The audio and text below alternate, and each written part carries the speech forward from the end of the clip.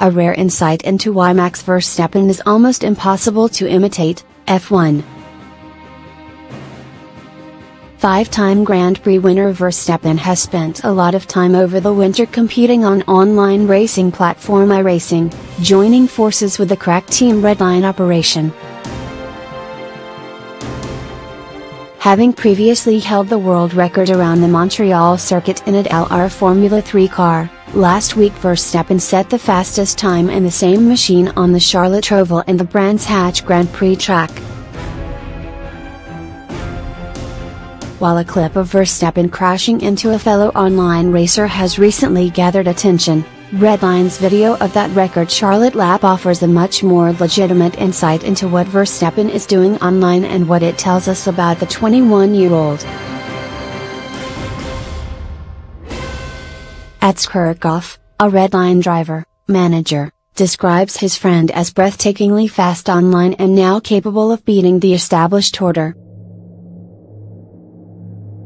Sometimes you do a lap and you think it's perfect, but then Max enters the track and goes another 0.3 faster, Kirchhoff tells Autosport. It's about very small details.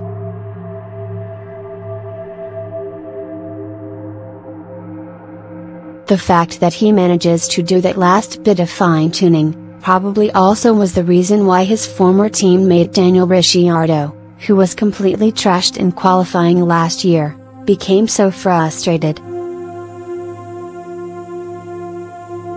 Competitors on iRacing take on a different track each week to battle for the fastest time, with the person who is at the top of the leaderboard at the end the holder of the world record. Last week Verstappen posted a 1:04.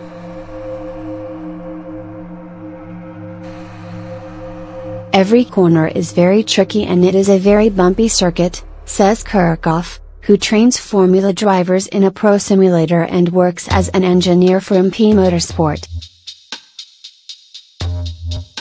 At the last chicane you can choose between taking the full curb, with there being a 50-50 chance of you going into the wall, or driving around the curb in a perfect way, like Max did.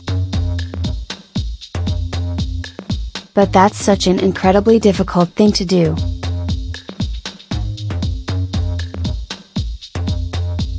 The two drivers spend a few hours a day talking and working through setup, which Kirchhoff says Verstappen effectively uses as a form of training.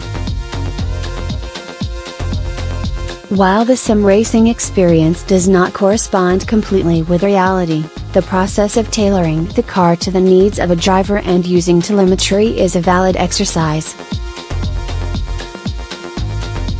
That level of effort embodies how seriously iRacing and esports in general is taken by those at the top, and goes some way to supporting Kirchhoff's point that Verstappen's frustrations when someone ruins his experience in sim racing are not unusual. He explains that there are always people who are waiting for Max and ruining his laps because wants to fight with Max on the track. Then you get those crazy situations and it's time to change servers, says Kirchhoff. I push someone off the track from time to time as well, when someone is being very annoying and I'm completely fed with it. It is lamentable that moments such as Verstappen's so-called road rage are the parts of his iRacing involvement that critics have picked up on, given it is such a rare, up-close window into his approach and driving ability.